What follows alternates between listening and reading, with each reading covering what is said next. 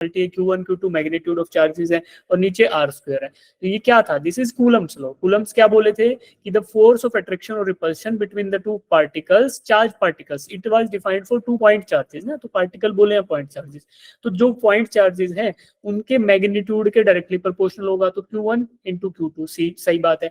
Also उन्हीं ने बताया कि F is inversely proportional to R square या फिर F is directly proportional to 1/r square. इसको क्या बोलते थे, इनवर्स स्क्वायर लॉ। तो Coulomb's law inverse square law है और ये directly proportional to point charges के मैग्नीट्यूड के, ये होता है। और कांस्टेंट ऑफ प्रोपोर्शनलिटी होता है के की वैल्यू हमने देखी थी, k is equal to 1/4 pi epsilon naught, जिसमें एप्सिलॉन नॉट क्या था, परमिटिविटी ऑफ फ्री स्पेस। इसकी कुछ वैल्यू थी 8.85 समथिंग समथिंग करके, और k की वैल्यू क्या थी 9 इंटू 10⁹ न्यूटन मीटर स्क्वायर पर कूलम स्क्वायर, ये थी। ठीक है, तो ये आ रही थी। ये एप्सिलॉन नॉट की वैल्यू क्या थी 8.85 इंटू 10⁻⁻12 ऐसा कुछ था। ठीक है, तो ये वैल्यूज हमें पता थी कि ये कांस्टेंट है फॉर फ्री स्पेस या एयर, ये कांस्टेंट है जो उसकी एक प्रॉपर्टी को डिफाइन करता है। क्या प्रॉपर्टी, कि ये कितना अट्रैक्ट करेगा, मीडियम की प्रॉपर्टी है। इलेक्ट्रोस्टैटिक फोर्स कैसे उसमें बिहेव करेगा उसी की प्रॉपर्टी है। इसके बारे में पढ़ेंगे कब, जब कैपेसिटर पढ़ेंगे और अच्छे से। तो के हमें पता था जी 9 इंटू 10⁻9 होता है। ठीक है, अब लेकिन हम बोल रहे हैं कि यार force is a vector quantity, तो फोर्स अगर वेक्टर क्वांटिटी है तो it should have some direction associated with it, but यहाँ पे तो दिख नहीं रही कहीं डायरेक्शन। तो उसी चीज के लिए हमने पढ़ा कूलम्स लॉ वेक्टर फॉर्म में, जिसमें हमने डायरेक्शन वाली कंपोनेंट भी इसमें ऐड कर दी। After that we shifted to कि रिलेटिव परमिटिविटी। रिलेटिव परमिटिविटी क्या होती है हम पढ़ नहीं पाए थे एक्चुअली, ठीक है ना, तो हमने यही पढ़ा था वेक्टर फॉर्म में क्या होता है। तो वेक्टर फॉर्म में मैंने आपको बताया कि भाई ये तो ये वाला पार्ट देखो जो स्क्वायर में आ रहा है Q1 Q2 upon R square, ये तो हम पढ़ चुके स्केलर में ही, लेकिन उस टाइम पे जो F है उसके ऊपर ये हैट नहीं होता था, यानी we were only talking about the magnitude of the force. But अब हमने उस पे स्केलर पे जो है ये एरो हेड लगा दिया है, तो ये क्या बन गया, वेक्टर। तो vector should have some direction, और वो डायरेक्शन हमने दिया इसको किसकी मदद से, with the help of a unit vector in the direction of that force. तो ये हमें मिल गया। अब देखो बेटा, आपको बताया था कि यूनिट वेक्टर क्या होता है, vector divided by its magnitude. ये हमने कहाँ पढ़ा था, यूनिट जब हम पढ़ रहे थे वेक्टर्स का इंट्रोडक्शन बेसिक मैथमेटिक्स आपको पढ़ाया था, उसमें पढ़ा था कि r cap is equal to r divided by magnitude of r। तो ये हम जान चुके थे। अब मैग्नीट्यूड ऑफ r को ही दूसरा तरीका क्या था कि सब हटा दो बस r लिख दो, जैसे कि हम फोर्स को लिख रहे थे, सब हटा दिया था, f लिख रहे थे Q1 Q2 upon r square, तो वहां भी वेक्टर नहीं उसका मैग्नीट्यूड था, तो ऐसे ही यहाँ लिख सकते हैं। इसी तरीके से हमने क्या किया बेटा, आर कैप से मल्टीप्लाई इसलिए किया क्योंकि डायरेक्शन चाहिए थी। अब आर कैप को रिप्लेस करके कर दिया आर डिवाइडेड बाय आर से मल्टीप्लाई, तो जो आर स्क्वायर था वो हो गया आर क्यूब और बाकी ऊपर आ गया वेक्टर आर। अब वेक्टर आर क्या था जी, कुछ बच्चे पूछ रहे थे सर ये क्या है, तो ये था डिस्प्लेसमेंट वेक्टर या फिर रिलेशनल पोजीशन वेक्टर, कि एक जगह से दूसरे की पोजीशन रिलेटिवली क्या है, तो उसी को बोल देते डिस्प्लेसमेंट वेक्टर या फिर रिलेशनल पोजीशन वेक्टर। अब आर को दिखाना है तो क्या दिखाओगे कि एब्सोल्यूट R2 और एब्सोल्यूट R1। तो Q2 की पोजीशन एब्सोल्यूट टर्म्स में, एब्सोल्यूट क्या होता है, with respect to origin, origin के रिस्पेक्ट में जो भी चीजें होती हैं उनको बोलते हैं एब्सोल्यूट, है ना। अब केमिस्ट्री में कुछ इस तरीके की चलता है, एब्सोल्यूट अल्कोहल, एब्सोल्यूट अल्कोहल का मतलब क्या होता है, 100% अल्कोहल, है ना। दूसरा होता है डाइल्यूटेड, तो जब 100% यानी कि जो इसका इधर फिजिक्स में ओरिजिन को बोलते हैं कि ओरिजिन के रिस्पेक्ट में जो डायरेक्शन जा रहा है, तो ओरिजिन के रिस्पेक्ट में Q2 का जो पोजीशन है that is absolute position of Q2 with respect to origin, तो R2 था और ये R1 था। तो जब हमें R निकालना है रिलेशनल पोजीशन यानी कि विद रिस्पेक्ट टू Q1, तो क्या करेंगे, पोजीशन ऑफ Q2 में से Q1 की पोजीशन माइनस कर देंगे, that is R2 minus R1 is nothing but vector R itself. ठीक है, दूसरी चीज हमने ये देखी थी कि हेड ऑफ R, जो वेक्टर आर है उसका हेड इधर है बेटा, तो वो उस डायरेक्शन में होगा जिस डायरेक्शन में आप फोर्स निकाल रहे हो। ठीक है, the head of r points at that position where force has to be calculated. तो फोर्स हमें इस पे निकालना है F21, तो F21 ही निकाल रहे बेटा, तो उसका डायरेक्शन जो है वो इधर होना चाहिए हेड, और वो हेड है भी, तो ये आपको ध्यान रखने की चीज है।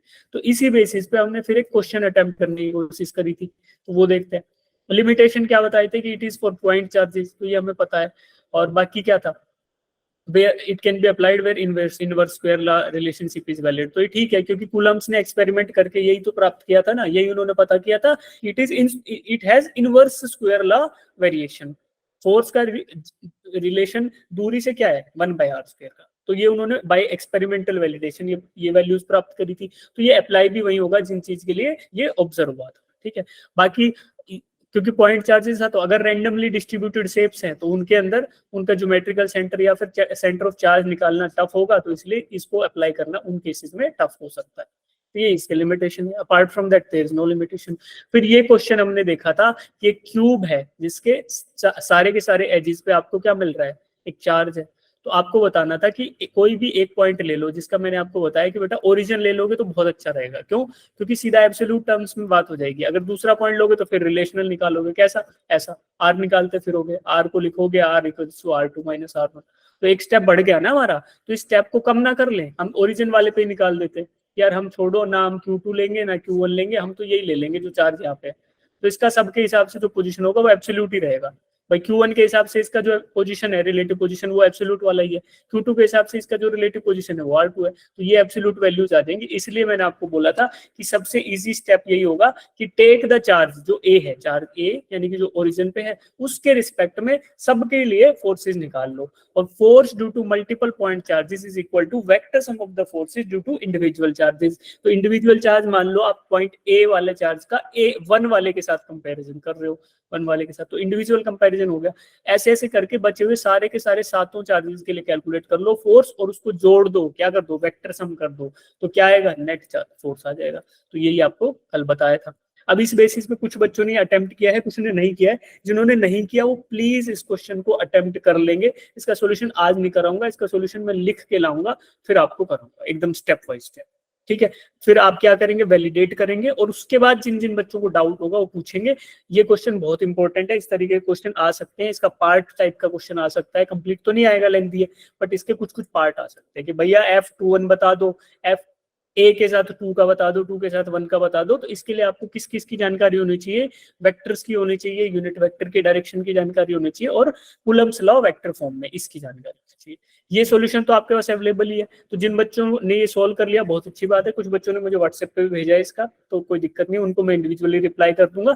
बाकी इसका जो सॉल्यूशन है वो मैं एकदम जब अच्छे से लिख के लाऊंगा तब आप कंपेयर करोगे। एक चांस और मिल रहा है, जिन बच्चों ने नहीं किया वो करके आएंगे नेक्स्ट क्लास में, ठीक है। देखो अभी एक बार हैंड रेज करो दो जिन बच्चों ने किया, उनके लिए तो यार वो बनता है कि यार कर लिया। देखो अब देखो तुम्हारे बीच में इतने सीरियस बच्चे हैं, जिन 9-10 बच्चे हैं जिनका एक क्वेश्चन हो चुका है, तो अभी हमें क्या करना है, जिनका नहीं हुआ वो करेंगे, है ना। हैबिट बनाओ, कोशिश करो बेटा, हो जाएगा, है ना। सॉल्यूशन मैं बताऊंगा, यहाँ से कोशिश करो, अटेम्प्ट तो करो यार, लिख के कुछ तो लिखो कि हाँ कुछ होता है, उतना काफी है, बाकी मैं कर बताऊंगा आपको। तो अभी इसको नहीं करेंगे, आगे बढ़ेंगे, ठीक है। ये क्वेश्चन हमारा कल क्लास में ही हो गया था, फ्रिक्शन वाला था कि भैया फ्रिक्शन इधर लग रहा है तो ये कूलम्बिक फोर्स रिपल्शन का काम करेगा, और फ्रिक्शन उल्टा। तो हमने कैलकुलेट कर लिया था किसका वैल्यू, म्यू का, जो कि 0.18 आ गया था। अब देखो ये क्वेश्चंस किए किसी ने, मैंने शेयर तो कर दिए थे, ये भी किया, ठीक है। चलो अब ये क्वेश्चन नहीं किए तो कोई बात नहीं, ये सिमिलर क्वेश्चन है, इनको अटेम्प्ट कर लेना, फिर सोल्व कराऊंगा मैं, अभी नहीं। एक बार अटेम्प्ट कर लेना, ये वाला ही क्वेश्चन है, बहुत अच्छा सा क्वेश्चन है, तो ये कर लेना। ये आता है यार, ये बहुत आता है, ये भी रिपीट होता है, क्योंकि दे दिया आपको एक पॉइंट चार्ज दे दिया, दूसरा दे दिया, आप बोल रहे हैं कि बीच में कहाँ पे तीसरे पॉइंट चार्जेस को रखें कि जो फोर्सेस बैलेंस हो जाए। तो बहुत अच्छा सा क्वेश्चन है, हर जगह आपको मिलेगा, लेकिन ये कर लेना, ठीक है। इसको अभी के लिए होमवर्क रखो, पढ़ना और ट्राई करना, कुछ दिक्कत नहीं आएगी। एक हिंट दे देता हूँ, ये पॉइंट चार्ज है, ये पॉइंट चार्ज है, third point charge in between आएगा, तो इन दोनों के बीच में जो फोर्स होगा, ठीक है, वो फोर्स और इन दोनों के बीच में ये फोर्स होगा, ये दोनों के दोनों आपस में बराबर कर देना, ठीक है। एक की दूरी मान लेना x, तो दूसरी की दूरी क्या होगी, मान लो ये टोटल लेंथ था l, तो ये l है, तो बच गया कितना, l माइनस x, ऐसे कर लेना। फोर्स क्या, वो फॉर्मूला क्या लगेगा, कूलम ला ही पड़ा है अभी तक, तो वही लगेगा, Q1 Q2 upon r square. r की जगह एक बार x आ जाएगा, एक बार l माइनस x आ जाएगा, ठीक है। और इनके तो पॉइंट ये तो आपको दे ही दिए कि 4e है, और ये प्लस ई है, और तीसरा क्या बच गया, एक डिस्टेंस ए। अब ये एल नहीं है बेटा, ए है ये यहाँ पे ना, तो ए माइनस इस क्वेश्चन के रिस्पेक्ट में ये आ जाएगा। और क्या करना है, एक पॉइंट एक क्यू चार्ज रखना है, तो इस हिसाब से आप कैलकुलेट कर लेना, ठीक है। यहाँ पे फोर्स की वैल्यू निकालना इन दो पॉइंट चार्जेस को लेके, इस दूरी को लेके, फिर यहाँ पे निकालना फोर्स की वैल्यू इस पॉइंट चार्ज को और इसको इस दूरी को लेके, दोनों को इक्वेट कर देना, फिर आपको कुछ रिलेशन मिलेगा, वही इस क्वेश्चन का आंसर, ठीक है। तो ट्राई करना, हो जाएगा, बेहद सिंपल है। जब प्रैक्टिस हो जाएगी ना, तो जितनी देर मैंने समझाया उतनी देर में आंसर आ जाएगा तुम्हारा। तो अभी के लिए इसको ले लो, होमवर्क करके आना, इसको मैं समझाऊंगा आपको। अब आते हैं थोड़ा अलग कंसेप्ट पे कि रिलेटिव परमिटिविटी क्या होती है। तो आप देखो बेटा, क्या बच गया था, के बच गया था, हमें पता चल गया एफ इज इक्वल टू के Q1 Q2 upon are square के अंदर Q1 Q2 और आर स्क्वायर की कहानी तो हमें पता चल गई कि सर Q1 क्या है, पॉइंट चार्ज पहले वाला, Q2 क्या है, पॉइंट चार्ज दूसरे वाला, और आर क्या है, इन दोनों के बीच में सेंटर टू सेंटर दूरी है ना, सेपरेशन। बच गया क्या, के। एफ तो पता ही है जी, फोर्स ऑफ अट्रैक्शन या फोर्स ऑफ रिपल्शन। अब के की कहानी पढ़ते हैं कि व्हाट इज के, ठीक है। अब देखो, when two charges are placed in vacuum, जब वैक्यूम में या एयर में इनको प्लेस किया जाएगा तो क्या होगा, the same set of charges are placed in, okay क्या बोल रहा है यार ये, when two charges are placed in vacuum or when the same set of charges are placed in a medium, the net force experienced by the charges will be different। ठीक है, तो यहाँ पे ये जो चीज है ना, इसकी वजह ये डिफाइन होगा क्या, ये जो डिफरेंस आ रहा है ना, इसी को डिफाइन करेगा के। भाई आपको एक प्रॉपर्टी है किसकी, मीडियम की, मैंने स्टार्टिंग में बताया था कि भैया जब point charges space, free space में होंगे, एयर में होंगे, या किसी लिक्विड में या किसी और मटेरियल में सबमर्ज्ड होंगे, तो उनके बीच में जो फोर्स है ना वो अलग अलग आएगा। तो उस वाली प्रॉपर्टी को डिफाइन क्या कर रहा है, वो सारा का सारा प्रॉपर्टी का डेफिनेशन इस के में आ गया। By virtue of what, the effect of presence of medium is accounted in the proportionality constant की इफेक्ट ऑफ मीडियम, जब मीडियम में कोई, मीडियम के होने से कोई इफेक्ट आ रहा है, वो सारा का सारा किसमें एकोमोडेट किया, उसका पूरा जो ख्याल रखा किसने, के ने। के की वैल्यू इस तरीके की आएगी कि जो मीडियम की प्रॉपर्टीज हैं वो इसी में इंक्लूड हो जाएंगी। ठीक है बच्चों, क्योंकि चार्जेस तो ये हो गए, सेपरेशन ये हो गया, बट अब मटेरियल क्या है, कौन सा मीडियम है, वो सारा का सारा एकोमोडेट होगा के की वैल्यू में। और के क्या पढ़ा था, 1/4 पाई एप्सिलॉन नॉट। ठीक है, तो के की वैल्यू थी 1/4 पाई एप्सिलॉन नॉट। तो ये हमने अब तक पढ़ा था, लेकिन अभी इसको एप्सिलॉन रखते हैं, फिर बताऊंगा। तो 1/4 पाई, ये वाला पार्ट तो इसका है क्या, कांस्टेंट। भाई कांस्टेंट ये है क्योंकि 4 पाई तो है, वो तो एक कांस्टेंट वैल्यू ही है। क्या हो जाता है यार इसको, अरे बड़ा बड़ा लिखना पड़ेगा। तो ये जो 1/4 पाई है ये तो कांस्टेंट है, क्योंकि 4 और पाई दोनों कांस्टेंट, तो 1/4 पाई भी कांस्टेंट। केवल वेरिएबल बच गया एप्सिलॉन। तो एप्सिलॉन के इफेक्ट को रिप्रेजेंट करता है जी के, और एप्सिलॉन क्या है, वही है absolute permittivity of the medium. Absolute permittivity of the medium. अब परमिटिविटी क्या होती है, परमिटिविटी वही प्रॉपर्टी होती है जिसकी वजह से ये इलेक्ट्रिक फील्ड या उसके रिलेटेड जो पैरामीटर है उनको अलाउ करता है कोई मीडियम अपने अंदर, उसका बिहेवियर क्या रहेगा, यानी कि इलेक्ट्रिक फील्ड का किस तरीके का बिहेवियर रहेगा किसी मीडियम में, उसी को डिफाइन करने के लिए जो प्रॉपर्टी होती है वही रहती है परमिटिविटी। अब एप्सिलॉन आ गया एब्सोल्यूट परमिटिविटी, और हम जो यूज कर रहे थे एप्सिलॉन नोट, वो क्या था, permittivity of the free space. तो अब बताओ, जैसे हम लोग डेंसिटी डिफाइन करते हैं बच्चे, डेंसिटी क्या होती है, एक बार थोड़ा हेल्प करना तो मैं कोरिलेशन बनवा पाऊंगा आपका, जैसे मैकेनिक्स से और इससे। Epsilon density is equal to mass upon volume. ठीक है, और अगर मैं बोलूं कि रिलेटिव डेंसिटी क्या होती है, या स्पेसिफिक ग्रेविटी भी बोलते हैं उसको, रिलेटिव डेंसिटी या स्पेसिफिक ग्रेविटी, तो उसको क्या बोलते हैं, वो क्या होता है, डेंसिटी ऑफ सब्सटेंस। भाई डेंसिटी ऑफ क्या बोले इसको, नीचे वाटर लिख दिया मैंने, और डेंसिटी ऑफ ऑब्जेक्ट लिख देते हैं। ठीक है, जिसकी आप डेंसिटी निकालना चाहते हो उसको डिवाइड कर दो डेंसिटी ऑफ वाटर से, तो हमें क्या मिलेगी, स्पेसिफिक ग्रेविटी। स्पेसिफिक ग्रेविटी या फिर रिलेटिव डेंसिटी, है ना, किसके रिलेशन में, वाटर की डेंसिटी के रिलेशन में। वाटर की डेंसिटी क्या होती है स्टैंडर्ड एटमॉस्फेयर एसटीपी पे, क्या होती है बच्चों बताओ, नॉर्मली क्या होती है वाटर की density, density of rho of water. Sir 1 gram per centimetre cube. 1 gram per centimetre cube या फिर 1000 किलोग्राम पर मीटर क्यूब, मतलब 1 मीटर क्यूब में 1 टन। ठीक है, इसी को घटा के लाओगे तो आपको मिलेगा 1 gram per centimetre cube, 1 CC में 1 ग्राम। ठीक है, अब देखो, अब आप, मैं बोलता हूं कि डेंसिटी ऑफ स्टील, थोड़ा जगह कम है यार इधर, हाँ इधर कर लेते हैं उसको। ठीक है, density of steel, density of steel is equal to 7200 kilograms per metre cube, ये मैंने बोल दिया। और डेंसिटी ऑफ वाटर, ये मैंने बोला that is 1000 kilogram per metre cube. तो अब मुझे बताओ कि density of steel in relation to water, ये बताओ कोई। Density of steel in relation to water, तो क्या लिखेंगे, या relative density, relative density of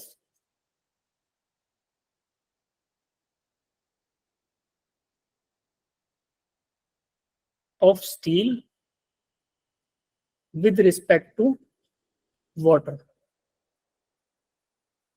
अरे यार क्या हो जाता है इसमें, is equal to density of steel divided by density of water. तो इसमें वैल्यूज रखोगे तो क्या आएगा बच्चों, 7200 डिवाइडेड बाय 1000, तो क्या हुआ 7.2। तो ये 7.2 क्या है, रिलेटिव डेंसिटी है ना, रिलेटिव डेंसिटी। ऐसा ही देखो यहाँ पे कंसेप्ट यूज होता है कि रिलेटिव परमिटिविटी क्या हो रहा है, ER एप्सिलॉन और, it is the relative permittivity of the medium. किसी भी मीडियम की परमिटिविटी, वहां पे डेंसिटी में हम क्या करते हैं, कंपेयर करते हैं वाटर के साथ, यहाँ पे किसके साथ कर रहे हैं, एयर की या फ्री स्पेस की जो परमिटिविटी होती है उसके साथ। तो नीचे रख दिया किसको, एप्सिलॉन नोट को, जो कि फ्री स्पेस की परमिटिविटी है। ऊपर किसको रख दिया, किसी भी ऑब्जेक्ट की एब्सोल्यूट परमिटिविटी। यहाँ पे देखो एब्सोल्यूट डेंसिटी देख रहे थे ना, ये डेंसिटी और ये भी एब्सोल्यूट है, बट किस, अब जब वाटर के रिलेशन में देखोगे तो वाटर से डिवाइड कर दिया। ऐसे ही यहाँ पे देखो एब्सोल्यूट परमिटिविटी देख रहे थे, ये ऊपर लिखी हुई है, और नीचे किसके रिस्पेक्ट में देख लिया, फ्री स्पेस के। तो ऊपर आ गया जिस ऑब्जेक्ट, जिस मीडियम की देख रहे हो, और नीचे आ गया फ्री स्पेस की, और इसको बोलते हैं एप्सिलॉन और, रिलेटिव परमिटिविटी। तो आपको जब क्वेश्चंस दिए होंगे ना, इतना सारा इसलिए बताया बेटा कि क्वेश्चन में आपको ये भी दे सकता है कि absolute permittivity of the medium, आपको ये भी दे सकता है कि relative permittivity of the medium, तो वैल्यूज अलग अलग रहेंगी। बट आप अगर इसकी वैल्यू आपको याद होनी चाहिए, एप्सिलॉन आर की, ये एप्सिलॉन नोट की क्या होता है, 8.85 into 10 to the power -12 coulomb square पर न्यूटन मीटर स्क्वायर, ये एप्सिलॉन नोट, ठीक है, यानी कि permittivity of the free space. ये आप याद करके रखो, फिर आपको चाहे एप्सिलॉन आर दे दे तो आप एप्सिलॉन निकाल सकते हो, कैसे कि इसको इससे मल्टीप्लाई कर दो, एप्सिलॉन नोट को एप्सिलॉन आर से, यानी कि जो भी आपको रिलेटिव परमिटिविटी दी रहे उसको मल्टीप्लाई कर दो 8.85 into 10 to the power -12 से। और अगर आपको दिया रहे क्या, यही दे दे सीधा एप्सिलॉन, तो अच्छी बात है, क्योंकि फॉर्मूले में एप्सिलॉन लगाना है। अगर एप्सिलॉन आर दिया तो फिर मल्टीप्लाई करना पड़ेगा, और एप्सिलॉन सीधा दे दिया कि भैया आपको absolute permittivity of the medium दे दी, तो फिर सीधा पुट कर देंगे। तो इसलिए आप बस ये रिलेशन याद रखना, ठीक है। अब देखो फोर्स का वेरिएशन क्या आएगा, मैंने आपको बता दिया कि जो के वैल्यू थी F इज इक्वल टू के Q1 Q2 upon R square में, जो के की वैल्यू थी वो एकोमोडेट कर रहा है किसको, properties of the medium. Charges किस मीडियम में प्लेस्ड है उस मीडियम की प्रॉपर्टीज को ध्यान रख रहा है कौन, के, यानी कि 1/4 एप्सिलॉन नोट में एप्सिलॉन नोट या फिर एप्सिलॉन वैल्यू या फिर के की वैल्यू वो ध्यान रख रही है मीडियम का। बट वेरिएशन कैसे आएगा वो देखो, we can say that when two charges are placed in the vacuum, जब चार्ज को वैक्यूम में प्लेस किया गया तो फोर्स एक्सपीरियंस क्या आएगा बेटा। अब वैक्यूम और एयर देखो ये एक साथ लिखा है ना, मैं बार बार आपको बता रहा हूँ, ये ध्यान रखना, मैं अंडरलाइन भी कर देता हूँ, जब आप पढ़ोगे तो ध्यान रहेगा। वैक्यूम या फिर एयर, तो उसके लिए हम 8.85 into 10 to the power -12 ही लेते हैं, क्योंकि ये मान लेते हैं कि एयर और वैक्यूम लगभग बराबर रहता है, इसलिए जो वेट होता है वो फ्री स्पेस में भी वही रहता है और एयर में भी लगभग वही रहता है। तो ऐसा क्यों होता है, क्योंकि जो absolute permittivity of the air वो बहुत कम वैल्यू रहेगी, इसलिए उसको हम नेग्लेक्ट करके चलते हैं। जैसा कि मान लो वाटर का डेंसिटी बेटा ये बताया 1000 किलोग्राम पर मीटर क्यूब, अब और एयर का 1.2 किलोग्राम पर मीटर क्यूब। अब देखो 1.2 के हिसाब से तो 1000 बहुत ज्यादा है ना, तो इसीलिए आपने ये फील किया होगा कि जब आप हवा में रहते हो तो आपको वेटलेसनेस फील नहीं होती, बट अगर आप तालाब में, समुद्र में या फिर किसी स्विमिंग पूल में घुस जाओ तो आपको ऐसा लगता है कि शरीर हल्का हो गया है ना। जब उछलते हो तो ज्यादा ऊंचाई तक उछल पाते हो, क्यों, क्योंकि फोर्स तो आप उतना ही लगा रहे हो, बट आपको वेटलेसनेस फील हो रही है, क्योंकि you are experiencing your relative weight. Water वाला जो था अब थर्स्ट लगा रहा है तो ऐसा फील होता है। तो जब एयर को नेग्लेक्ट इसलिए कर दिया क्योंकि 1.2 था 1000 के कंपैरिजन में, इसलिए यहाँ पे भी वैक्यूम और एयर को एक साथ मान लिया, क्योंकि एयर के अंदर भी परमिटिविटी की वैल्यू उतनी ज्यादा नहीं होती है, ठीक है। तो 1/4 pi epsilon note Q1 Q2 upon R square, ये तो तब होगा जब एयर में बात कर रहे हैं, क्योंकि यहाँ पे एप्सिलॉन नोट आ रहा है क्या, परमिटिविटी ऑफ फ्री स्पेस। अब देखो जब किसी मीडियम में होगा, when these two charges are submerged in a medium, जब इन चार्जेस को किसी मीडियम में सबमर्ज कर दिया जाएगा तो क्या होगा, फिर देखो जो इधर वैल्यू थी ना बेटा एप्सिलॉन एप्सिलॉन आर, ये क्या हुआ, फॉर्मूला ऐसे मॉडिफाई होगा, देखो F is equal to 1/4 pi epsilon Q1 Q2 upon R square. ठीक है, तो एप्सिलॉन आ गया यहाँ, एप्सिलॉन नोट की जगह एप्सिलॉन आ गया। क्यों? क्योंकि पहले एयर था तो एप्सिलॉन नोट लिख दिया जी। जब कोई मीडियम होगा तो फिर उसकी परमिटिविटी, है ना, उसकी परमिटिविटी लिखेंगे। और फॉर्मूला हमने क्या पढ़ा था कि एप्सिलॉन आर यानी रिलेटिव परमिटिविटी क्या होगी, absolute permittivity divided by permittivity of free space. जैसा हम रिलेटिव डेंसिटी पढ़ रहे थे जब हो रहा था, यानी स्पेसिफिक वेट या फिर relative density was density of steel divided by density of water. तो वाटर के रिस्पेक्ट में हम उसको देख रहे थे, तो इसलिए यहाँ हम किसके रिस्पेक्ट में देखेंगे, यहाँ पे हम देखेंगे फ्री स्पेस की परमिटिविटी के रिस्पेक्ट में। तो ऐसा यहाँ भी था, ये मान लो इसको ऐसा लिख दूं, रो आर, रो रिलेटिव, तो relative density was absolute density divided by density of water. ऐसी relative permittivity was absolute permittivity divided by permittivity of free space. तो जब वहां पे वाटर के कंपैरिजन में देखते हैं, यहाँ पे फ्री स्पेस के कंपैरिजन में देखेंगे। तो हमें फॉर्मूला में तो एप्सिलॉन चाहिए, तो क्या करेंगे जी, इस फॉर्मूला से अगर एप्सिलॉन निकालना है, इस वाले फॉर्मूला से, तो कैसे निकलेगा, epsilon will be equal to epsilon R यानी relative permittivity into epsilon naught यानी कि एब्सोल्यूट ये परमिटिविटी ऑफ फ्री स्पेस। तो बस यही यहाँ पे लगा दिया, epsilon note into epsilon naught, तो बाकी फॉर्मूला सेम रह गया। तो अब इसकी वजह से क्या होगा, देखो जब कोई भी मीडियम है उसकी परमिटिविटी क्या होगी, इंक्रीज होगी कि डिक्रीज होगी, ये बताओ। देखो force in a medium will be force in air divided by ये रिलेटिव परमिटिविटी। तो इससे क्या हो रहा है कि रिलेटिव परमिटिविटी की जो वैल्यू है वो 1 से ज्यादा आएगी। किसी भी मीडियम की जो परमिटिविटी होगी वो एयर की परमिटिविटी से ज्यादा होने वाली है ना, तो इसलिए रिलेटिव परमिटिविटी की वैल्यू ज्यादा आएगी। तो इससे हमें कंक्लूजन क्या निकलता है कि एयर या फ्री स्पेस के अलावा कोई भी मीडियम होगा तो उसमें जो फोर्स ऑफ अट्रैक्शन है या रिपल्सन है वो क्या हो जाएगा, घट जाएगा, है ना। Force experienced by the charges in any medium should is going to be less than the force experienced by the same charges when they are placed in air. तो जब एयर में होंगे तो मैक्सिमम फोर्स ऑफ अट्रैक्शन या maximum force of repulsion वो experience कर रहे होंगे, but when they will be in some medium तो उस मीडियम में वो एयर के कंपैरिजन वाला जो फोर्स है उससे कम ही मिलने वाला है। क्यों मिलेगा, क्योंकि रिलेटिव परमिटिविटी हमेशा 1 से ज्यादा होगा। तो ये चीज आप याद रख लेना, ये कभी कभी जो है ना एग्जाम में ये ऐसे छोटू सा क्वेश्चन भी पूछ लेता है कि रिलेटिव परमिटिविटी की वैल्यू 1 से ज्यादा होगी, मतलब which of the following is true for relative permittivity. अब उसमें लिख देगा लेस देन 1 या ग्रेटर देन 1। तो आपको पता होना चाहिए कि किसी भी मीडियम के लिए जो होगी वो फ्री स्पेस से तो ज्यादा होगी। भाई absolute permittivity of any medium is going to be greater than the absolute permittivity of free space। तो absolute permittivity of free space तो हमें पता है कि एप्सिलॉन नोट है, ठीक है। और किसी भी मीडियम के लिए जो होगी epsilon that is going to be greater than epsilon naught. तो इससे हमें क्या मिलेगा बच्चों कि एप्सिलॉन आर रिलेटिव परमिटिविटी जिसको हम बोलते हैं epsilon divided by epsilon r. तो अब बताओ बड़ी वैल्यू को छोटी वैल्यू से डिवाइड किया, ये बड़ी थी ये छोटी थी, तो क्या आएगा ग्रेटर देन 1। तो इससे हमें क्या मिला, epsilon r is greater than 1। तो जब एप्सिलॉन आर जो फॉर्मूले में आता है एप्सिलॉन ये 1 से ज्यादा होगा, तो जब ये वैल्यू थी उसको 1 से ज्यादा वाली वैल्यू से मल्टीप्लाई करोगे तो ये बढ़ जाएगा। अब डिनोमिनेटर में वैल्यू बढ़ गई तो overall force in any medium is going to be reduced. तो इससे हमें ये वाला कंक्लूजन मिलता है कि जब चार्जेस प्लेस्ड होंगे फ्री स्पेस या एयर में तो वो जो फोर्स एक्सपीरियंस कर रहे होंगे वो फोर्स घट जाएगा जब उनको किसी अदर मीडियम में सबमर्ज कर दोगे। तो बात समझ आई है, किसी को डाउट है वो पूछो, और जिनको समझ आ गई तो ठीक है। हाँ जी, अब इसमें एक चीज बच गई है कि एक्चुअल में ये होता क्या है, रिलेटिव जो अपन पढ़ रहे हैं ना परमिटिविटी परमिटिविटी परमिटिविटी, इसका भी थोड़ा फील ये लगाओ। ये इलेक्ट्रिक फील्ड, अभी फील्ड हमने पढ़ा नहीं इसलिए याद नहीं आएगा। इलेक्ट्रिक फील्ड या फिर ये मान लो कि चार्ज के होने या ना होने से उस पर क्या प्रेजेंस आ रहा है, उस प्रेजेंस को ट्रांसफर करने की कैपेबिलिटी किसी मीडियम की, उस प्रॉपर्टी को डिफाइन करता है। ठीक है कि भैया ये चार्ज था ये इधर था, वो दो फोर्स का ही है कि फोर्स ज्यादा है या कम है उसी को डिफाइन करता है। तो इसको और थोड़ा डिटेल में पढ़ लेंगे जो इसकी एग्जैक्ट डेफिनेशन है, बट अभी उसको होल्ड करते हैं। When first we will study ये फील्ड, उसके बाद आएंगे।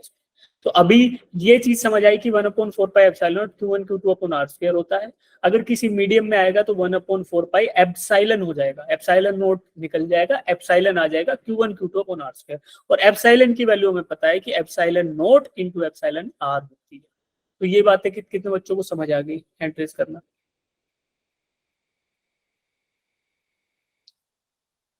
ठीक है, तो अब देखो इसी वाले प्रिंसिपल पे एक छोटा सा हम क्वेश्चन कर लेते हैं। है ना। ये छोटा सा क्वेश्चन है, ट्राई करो, इसमें थोड़ा अच्छा भी है ये आप देखते कैसे कर पाओगे। Two identically charge spheres are suspended by springs of equal length. तो इक्वल लेंथ है, स्ट्रिंग्स की लेंथ क्या है बच्चों, मान लो ये एल है तो ये भी एल है, ये दोनों स्ट्रिंग्स की लेंथ बराबर है। The string make an angle 30 degree, ये दोनों स्ट्रिंग्स के बीच का जो एंगल है वो 30 डिग्री है बच्चों, तो हाफ एंगल कितना हो जाएगा 15 डिग्री, 15 डिग्री। और ये भी हाफ एंगल है, ये 15 डिग्री हो जाएगा, दोनों को जोड़ोगे तो 30 है, ठीक है।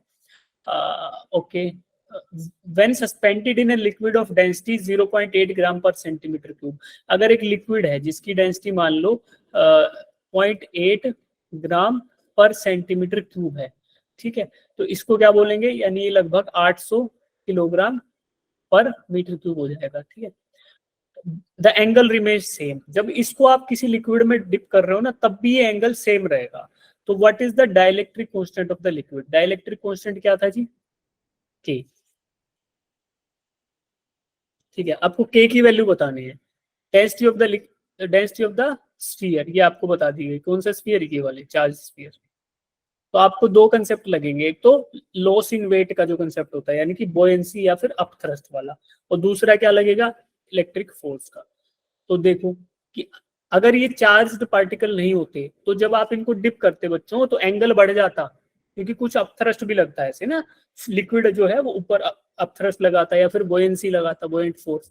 लेकिन अब ये चार्ज पार्टिकल्स थे तो ये डिप हुए तो उनमें अट्रैक्शन बढ़ गया और वो हो गया। देखो अब कैसे इसको करोगे, थोड़ा फील करो इस प्रॉब्लम को, फिर इसका सोल्यूशन कराऊंगा। स्टेटमेंट पढ़ो, प्रॉब्लम को फील करो कि पूछना क्या चाह रहा है एग्जाम में।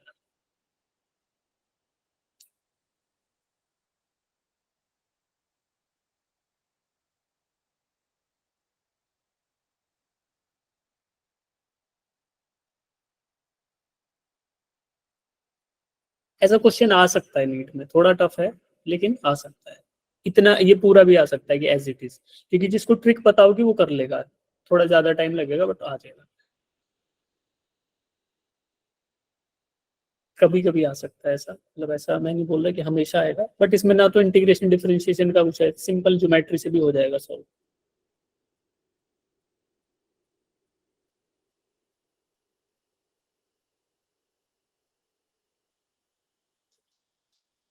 सर इसमें बायोंसी वाला टॉपिक भी यूज होगा ना बीच में? हाँ हाँ हाँ बेटा, वही तो बता रहा हूँ कि बॉयंसी से क्या होगा, वेटलेसनेस आएगी, उससे ये एंगल बढ़ने की कोशिश, बॉयंट फोर्स एंगल को बढ़ाने की कोशिश करेगा, और अट्रैक्शन जो आ रहा है इसका किसका, जो ये फोर्सेस हैं उससे वो एंगल उतना ही रहने की कोशिश करेगा, हटेगा। तो दोनों इक्वेट होंगे, देख लो अब कैसे इक्वेट करोगे आप, दोनों फोर्सेस का जो इफेक्ट आएगा ना वो बराबर रहेगा, तो एंगल उस केस में फिक्स रह रहा है।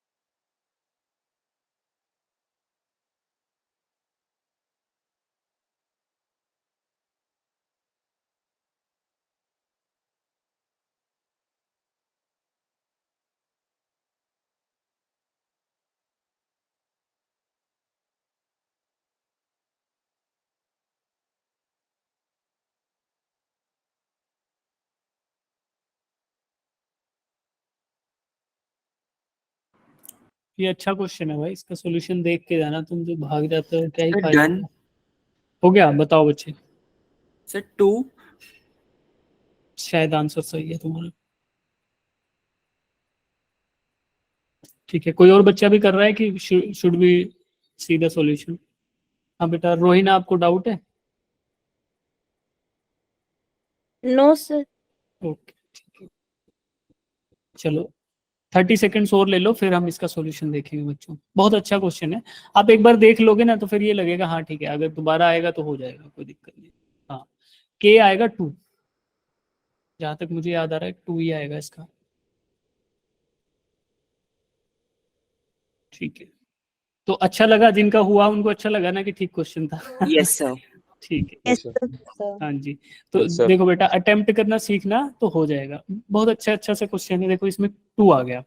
अब हमें क्या करना है, इसमें यहाँ पे सॉल्यूशन समझ लो, मैं यही समझा देता हूँ ताकि आपको फिर बाद में रिलेशन रहे। तो ये लेफ्ट साइड में जो है ये केस 1 है, जैसा क्वेश्चन में दिया गया है, ठीक है, ये केस 1 है और ये केस 2 है। कब? जब बाद में when the system is submerged into a liquid।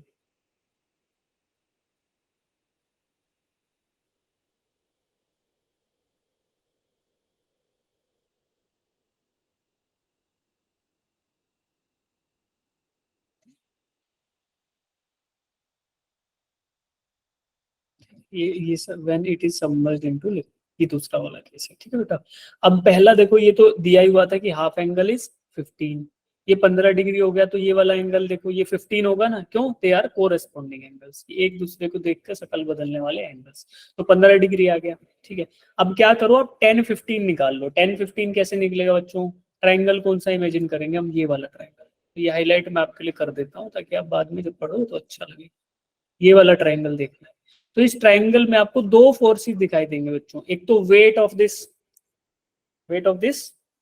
Particle, वो कैसा रहेगा? डाउनवर्ड में, तो वो रिप्रेजेंट करेगा ये वाला जो इसका एज है, ये दैट इज वेट, इसको बोलेंगे mg। और दूसरा क्या हो रहा है यार, आज इसको पता नहीं, इसको कुछ करना पड़ेगा यार, mg तो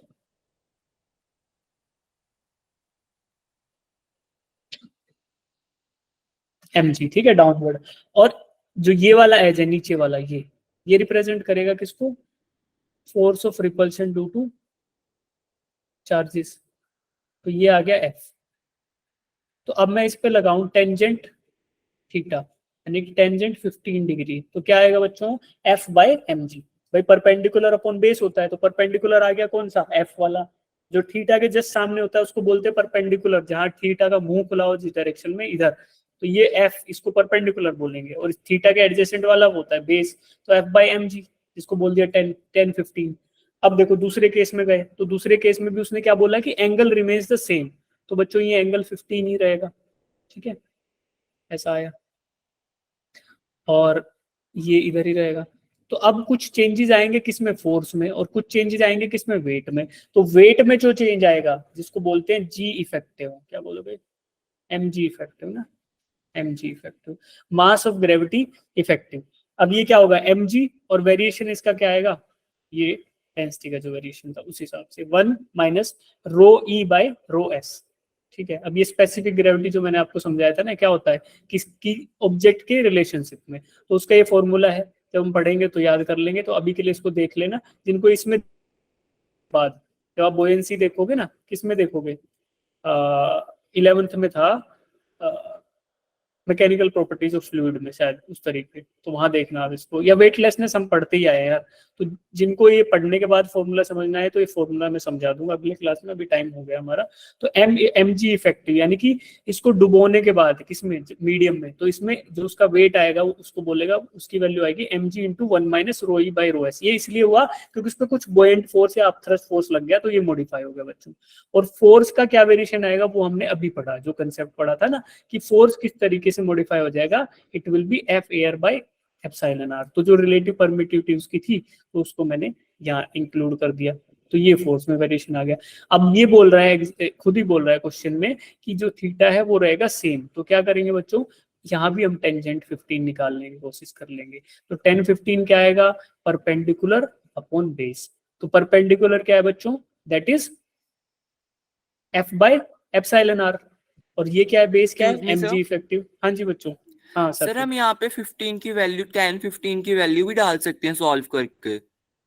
हाँ डाल तो सीधा सकते, इक्वेट करने की दोनों हाँ इक्वेशंस हाँ को। इक्वेट करना। देखो मैं यही तो बोल रहा हूँ कि टेंजेंट 15 को ही रख देंगे भाई, यहाँ भी 10 15 है अभी, तो क्यों वैल्यू क्यों निकालेंगे? नहीं निकालेंगे, दोनों वैल्यू बराबर है। तो I will just equate F by mg is equal to F by mg epsilon r 1 minus ये rho e by rho s, ठीक है। तो ये कर देंगे। अब इक्वेट करना है, क्योंकि मैं टेंजेंट 15 इसलिए बोल रहा हूँ क्योंकि ये रेशियो हमें इक्वेट करनी है। ये वाला रेशियो ई बाई बी और ये वाला, ये दोनों बराबर रहेंगे क्योंकि एंगल रिमेन्ड अनचेंज्ड। तो ये इधर से आगे बच्चों परपेंडिकुलर था, force F by epsilon r, ये वाला इधर ऐसे लिखा हुआ है, और mg into 1 minus rho E by rho s। ये क्या हुआ, वेट जो चेंज हो गया, उसका ऑब्जेक्ट का वेट चेंज हुआ बाय सबमर्जिंग इट, तो उसमें कुछ अपथ्रस्ट था जो माइनस हो गया, ये वाला कंपोनेंट, ठीक है। तो एग्जैक्टली है क्या, देखो इसको एक्सपेंड करोगे तो ये आएगा mg minus mg into rho e by rho s. तो ये जो डिफरेंस था ना बच्चों, ये सब्ट्रैक्ट हो गया क्योंकि ये वेट लॉस हो गया, लॉस इन द वेट, या जिसको बोलते हैं वेटलेसनेस। तो इतना पार्ट वो आ गया, और बाकी जो उसका एक्चुअल में एयर में वेट था वो तो ये है। तो ये चेंज होके इधर आ गया, और बाकी ये था। इन दोनों को इक्वेट करो, f बाय mg से इसको इक्वेट कर देना, बिकॉज 10-15 इज इक्वल टू 10-15, ये तो हमें पता ही है कि दोनों चीजें सेम है तो बराबर होंगी। तो इसको इक्वेट करना कैसे करोगे, f by mg is equal to f by epsilon r divided by mg into 1 minus rho e divided by rho s। जब इसको सोल्व करोगे बच्चों तो आपको ये मिलेगा, और ये क्या होगा, ये 2 के बराबर आ जाएगा। तो एप्सिलॉन r ये आ गया 2, ठीक है। डाइलेक्ट्रिक कांस्टेंट इसको बोलते हैं एप्सिलॉन r को, मैंने क्या लिख दिया, गलत लिखा, के नहीं निकालना था, डाइलेक्ट्रिक कांस्टेंट निकालना था, कहाँ गया, और ये होता है आपका एप्सिलॉन। रिलेटिव परमिटिविटी को ही बोलते हैं डाइलेक्ट्रिक कांस्टेंट, ठीक है। तो ये आपको निकालना था जिसकी वैल्यू आ गई 2, ठीक है। जिनसे नहीं निकली एक बार समझना, क्वेश्चन को सोल्व करना, हो जाएगा, नहीं होगा तो पूछना। अब बताओ आज जो पढ़ आ जाता है नीट में, नहीं आता, इतना टफ नहीं आएगा, इतना नहीं आएगा, बट कभी आ सकता है कुछ इस तरीके के वो आ सकते हैं, क्योंकि थोड़ा लेंथी पढ़ रहा है, लेंथी साइड में, because you have to memorize 3-4 वो ये भी याद रखना चाहिएगा। फिर आपको ये भी पता होना चाहिए कि एफ वाई एप्सिलॉन आर आएगा, फिर आपको रेशियो भी निकालना है, फिर ये भी पता रहना चाहिए कि एप्सिलॉन आर को ही डाइलेक्ट्रिक, ये सब चीजें। तो बहुत सारे कंसेप्ट है, बट हम मना नहीं कर सकते, because still it is on the easier side, है ना, साइड। जेई के स्पेक्ट्रम को देखो तो उसमें इजियर साइड में पढ़ रहे हैं क्वेश्चन, तो हो सकता है कि कभी आ जाए उस तरीके का, या इससे थोड़ा बहुत टच करता हुआ कंसेप्ट। तो मतलब थोड़ा सा टफर साइड में नीट के हिसाब से, but still we can not ignore completely, तो आ सकता है। मैं तो यही बोलूंगा, मैंने स्टार्टिंग में बोला था थोड़ा सा टफ है उसके हिसाब से, बट हो जाए। तो क्लास में हम यही कोशिश करेंगे यार, इस तरीके के थोड़े थोड़े क्वेश्चन, क्योंकि अगर इजी करेंगे तो फिर हम पता ही नहीं चलेगा कि क्या हो रहा है। इजी भी करेंगे 2-3 वो पोल्स में रखेंगे। तो अब जिन बच्चों को डाउट है इसमें वो पूछ लो बेटा, जिनको अभी जो आज कंसेप्ट पढ़ाया कि वो फोर्स का जो रिवीजन कराया था कल वाला, कि वेक्टर फॉर्म में क्या है, उसमें